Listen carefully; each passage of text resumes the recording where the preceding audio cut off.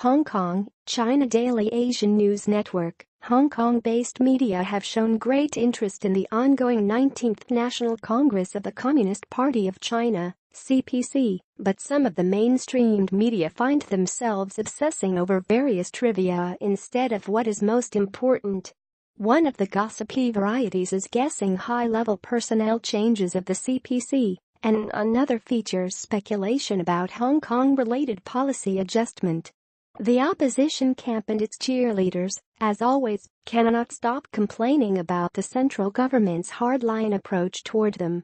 But I believe what deserves the most attention from society is the blueprint for the nation's development that is emerging on the 19th National Congress, especially the parts concerning Hong Kong's development.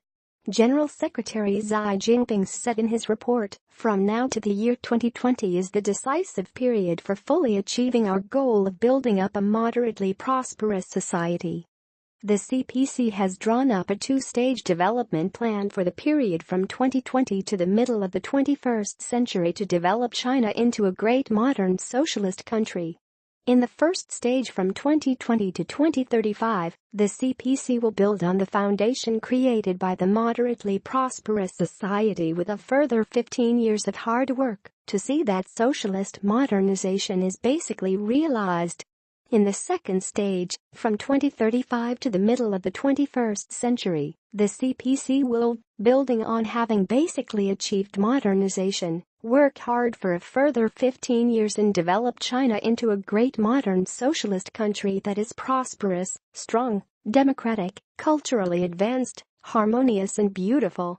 As far as Hong Kong is concerned, the plan mentioned above means the following. Firstly, that the current special administrative region government is tasked with leading Hong Kong, not only in joining nationwide efforts to achieve the immediate goal of becoming a moderately prosperous society in the year 2020.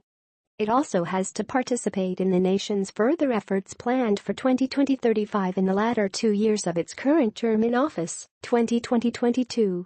Secondly, Hong Kong, beginning with the sixth-term SAR government which takes over in 2022, up to the year 2047, when the 10th-term SAR, Special Administrative Region, government is in office, will keep its economic, political, and social development in sync with the nation's future development in two 15-year plan periods. There is an opinion that the SAR's mission is to keep Hong Kong's existing capitalist system and lifestyle unchanged for 50 years. In fact, however, the original intention of the phrase unchanged for 50 years in the Basic Law is to maintain Hong Kong's long-term stability and prosperity, rather than an excuse to be complacent. Another opinion found in Hong Kong is that the SAR does not need to coordinate with the mainland over the exercise of one country, two systems, Hong Kong people governing Hong Kong, and high degree of autonomy are developing the economy and improving people's livelihood and other internal affairs. Nor does it need to participate in the nation's overall development. This view is unrealistic to say the least. Since the HKSAR signed the closer economic partnership arrangement with the mainland in June 2003, the integration of Hong Kong's economy into the mainland's has become neither reversible nor stoppable.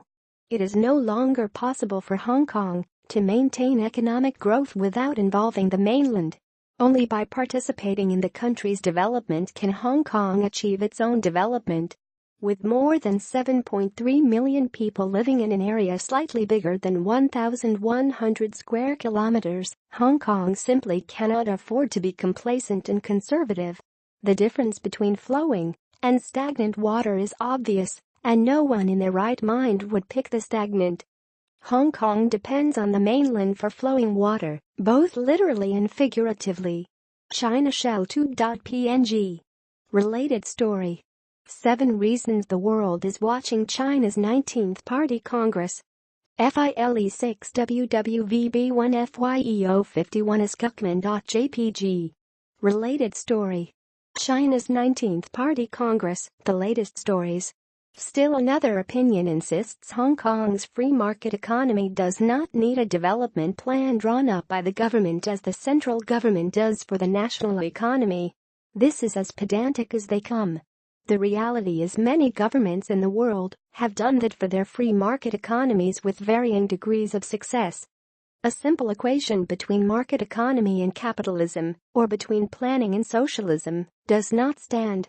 Chief Executive Carrie Lam pledged in her first policy address earlier this month that the current Tsar government will be a promoter for economic development and facilitator for cooperation with other governments in economic cooperation.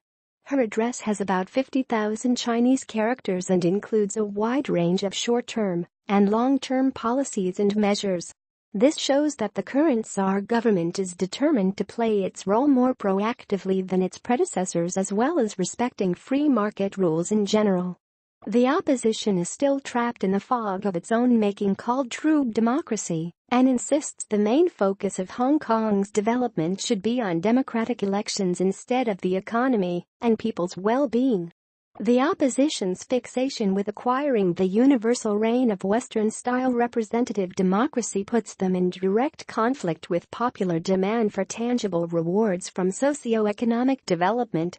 As a result, Hong Kong has lost huge amounts of precious time and public resources dealing with those knuckleheads left and right. It is high time Hong Kong stopped political wrangling and focused on catching up with the national development and becoming a part of it, looking forward to the year 2020, 2035, 2050 and beyond.